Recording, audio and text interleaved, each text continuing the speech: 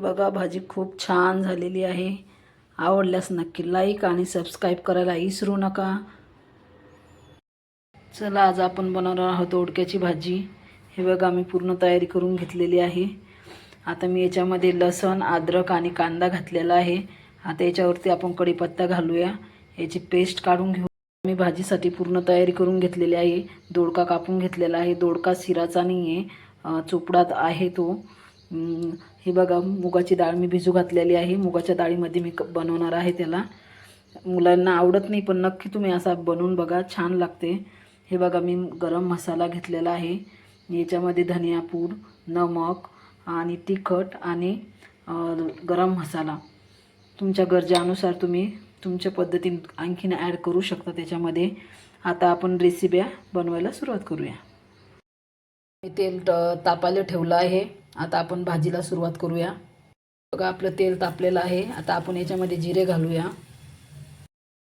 हे बघा जिरे चांगले छान हे झालेले आहे, वरती आलेले। आता आपण त्याच्यात अद्रक, लसूण, कांद्याची पेस्ट घालणार आहोत। छान फ्राय करून घेऊया। आता आपण बघा आपला मसाला छानपैकी तळत आहे। एक ब्राऊन होईपर्यंत आपण त्याला फ्राय करायचं आहे। तुम्ही याच्यामध्ये टमाटर घालू शकता तुमच्या आवडीनुसार। तुम्हाला आवडत असेल तर तुम्ही नक्की टाकू शकता, पण मी टाकणार नाही आहे, मला त्याच्यामध्ये आवडत नाही आहे टमाटर। चला आता आपण त्याच्यामध्ये हळद टाकून घेऊया। हळद टाकून त्याला छान मिक्स करूया। हळद टाकल्यानंतर थोडा वेळ फ्राय करूया।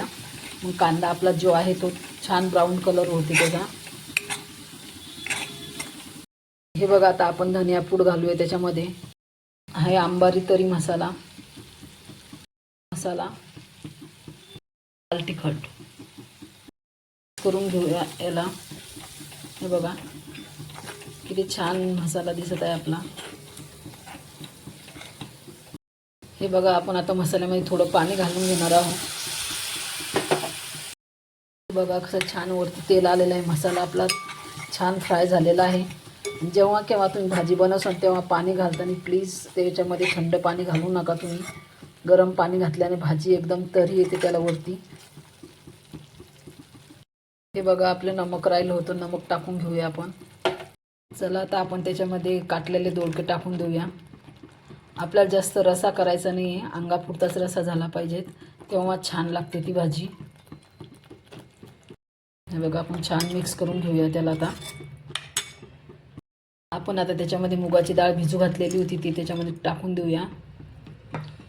मुगाच्या डाळीमध्ये तुम्ही नक्की बनवून बघा, खूप छान लागते ही भाजी।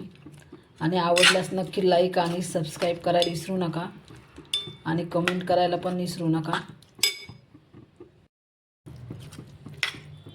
हे बघा आता मिक्स करून घेतलेलं आहे। आपण याच्यामध्ये आता थोडंसं गरम पाणी घालणार आहोत, जो म्हणजे भाजी शिजाय पुरतं। हे बघा थोडंसं जास्त घालायचं नाही आहे आपल्याला। आता ते मिक्स करून घेऊया आपण।